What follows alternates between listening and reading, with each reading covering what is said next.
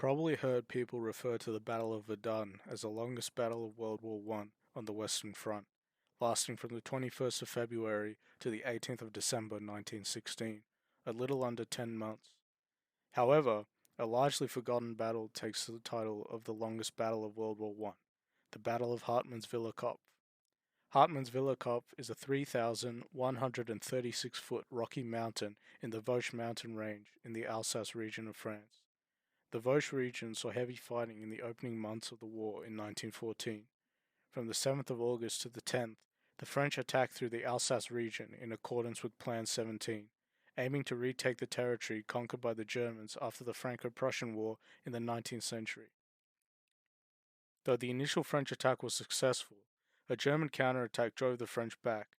From the 14th to the 25th of August, another battle was fought at Lorraine, which similarly ended in a German victory. When the German attack was halted at the Marne, and the trenches were dug during the race to the sea along the River Aisne, the war ground down to a stalemate.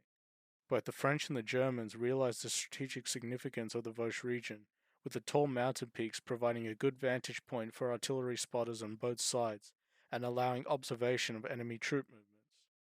For the French, the Hartmannswillerkopf would allow them to direct long-range artillery against the Mulhouse to Colmar railway and the eastern supply roads the Germans used to move troops and supplies to the front. At the outset of the battle, the French were dug into the rocky ground near the crest of the mountain, while the Germans were dug into the face of the eastern slope. On January 19, 1915, elite mountain troops from the Mecklenburg 14th Jaeger Battalion and the 11th and 15th Ulan regiments attacked the entrenched French positions, pushing them back and gaining a foothold over the summit. The Germans quickly fortified their positions and successfully repulsed the French counterattack. From the 19th to the 27th of February, the French 66th Division and a battalion of Chasseurs Alpins attempted an attack against Division Fuchs, but were repulsed. On the 26th, a French attack gained 100 yards. On the 5th of March, French artillery swept the German trenches in support of another French attack, successfully capturing a German blockhouse, 40 prisoners, and 2 machine guns. The Germans, determined to retake their positions, attempted 4 unsuccessful counterattacks, one on the 5th, 2 more on the 6th, and 1 on the 7th, but all were repelled with heavy casualties dealt to the Germans. French morale was high.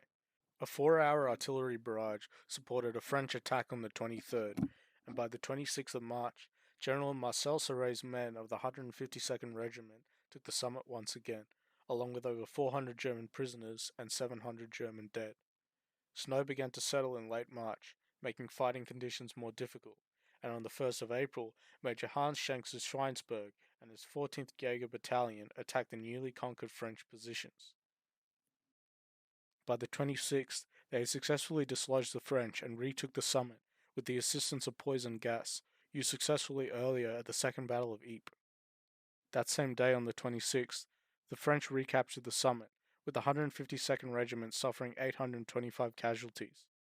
There was little action again until the 9th of September, when yet another French attempt to conquer the summit was beaten back by the Germans. Finally, on the 21st of December, the French attempted to retake the summit.